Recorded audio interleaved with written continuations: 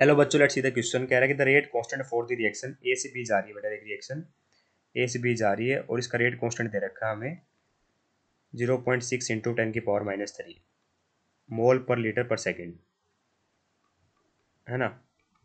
ये कौन सी रिएक्शन होगी बेटा? मेरी जीरो ऑर्डर रिएक्शन होगी, क्योंकि देखिए आप यूनिट देख के बचाना चाहिए हमें कौन सी ऑर्डर की रिएक्शन है, तो इससे कंफर्म हो गया कि जीरो ऑर्डर रिएक्शन है।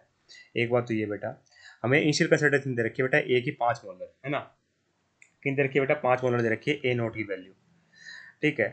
तो एक बात है बेटा, ए नोट की वैल्यू दे रखी है, हमें टाइम भी दे दिया इसने कितना, 20 मिनट्स। टाइम भी दे दिया बेटा 20 मिनट्स, तो मिनट्स को कन्वर्ट कर लेते हैं बेटा, सेकंड में कन्वर्ट कर लेते हैं 60 से मल्टीप्लाई करके, तो कितनी होगी सेकंड बेटा मेरी? 1200 सेकंड होगी। एक बात तो ये होगी। अब देखिए बेटा, हमें बतानी है concentration of B after time T, पर हमें पता नहीं बेटा प्रोडक्ट की कंसंट्रेशन है। तो मैं एक चीज़ समझिए अब इसको, मान लीजिए मेरी कंसंट्रेशन पहले 5 मोलर थी, तो ये जीरो होगी बेटा।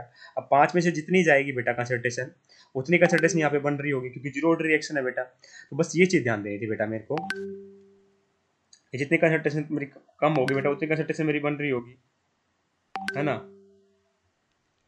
तो मैं आपको बता दूं बेटा, 5 - x = x बनेगा। तो मैं अगर मैं कंसंट्रेशन ऑफ ए निकाल लूँ आफ्टर टाइम टी, ठीक है, तो मुझे पता चल जाएगी जितनी कंसंट्रेशन बेटा इसमें से ए की कंसंट्रेशन आएगी, पता चल जाएगा बेटा मेरे को बी की कंसंट्रेशन कितनी है ना। तो मैं कैसे निकालूंगा बेटा? उसके लिए मैं डायरेक्ट एक्सप्रेशन यूज करूंगा, A = A0 - KT, है ना। तो ए कितना दे रखा है बेटा मेरे को? ए दे रखा है बेटा मेरे को,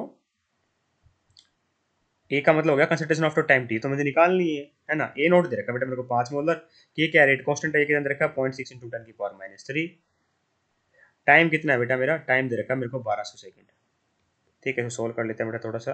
डेसिमल हटाओगे तो जीरो जीरो आ जाएगा बेटा, ये हटाओगे तो बेटा नीचे 1000 और आ जाएगा, ठीक है।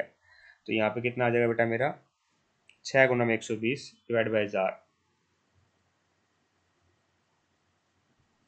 6 × 120 डिवाइड बाई 1000, तो 0.72 हो जाएगा। तो ये 5 - 0.72,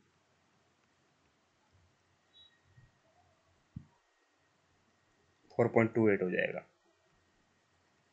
तो कंसंट्रेशन आफ्टर टाइम टी कितनी है बेटा मेरी? 4.28 आ रही है मोलर। किसकी कंसंट्रेशन आई है बेटा? ये कंसंट्रेशन ऑफ ए आई है बेटा, पर हमें बताने कंसंट्रेशन ऑफ बी कितनी होगी। हम क्या करेंगे बेटा, मेरा लिख दूंगा 5 - x = कितना है मेरा? 4.28 है बेटा।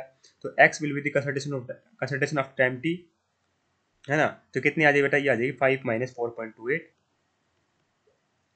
Concentration of B after time T ना। और टी क्या था मेरा? 20 था, 20 मतलब 1200 सेकंड थी, है ना। तो 5 - 4.28 करूंगा बेटा, तो ये आंसर आ जाएगा मेरा 0.72 मोलर। तो ये वैल्यू आएगी बेटा। एक्चुअली में ये हम चीज़ जीरो ऑर्डर के लिए लगा सकते हैं, क्योंकि जीरो ऑर्डर में बेटा मेरा लीनियर इक्वेशन बनती है ना, A = A0 - KT बनता है। तो ग्राफ कैसा बनता है इसको? y = mx + c टाइम का ग्राफ बनता है। तो हम डायरेक्ट यूज कर सकते हैं बेटा, जितना इसमें घटा हो उतना ही बनेगा इसमें, ठीक है। तो option number third perfectly correct है बेटा। आई होप यू अंडरस्टैंड, क्योंकि रेट बेटा इनिशियल कंसंट्रेशन पर डिपेंड ही नहीं करता, रेट, है ना हमारा। तो इस बात का भी ध्यान रखना है। तो option number third perfectly correct है। जितनी कंसंट्रेशन कम हुई होगी बेटा, उतनी कंसंट्रेशन बनी होगी, जो कंसंट्रेशन कम हुई हमने निकाल ली। तो I hope you understand the answer. Option number third is correct. Thank you so much.